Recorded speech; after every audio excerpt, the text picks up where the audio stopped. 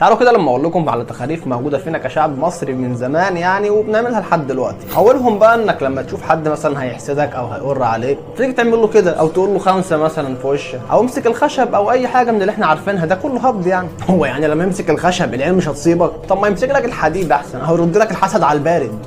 ولولا إذ دخلت جنتك قلت ما شاء الله لا قوة إلا بالله. الموضوع بسيط جدا اهو. مش تيجي تقول لي امسك الخشب، يا عم روح نام يا عم.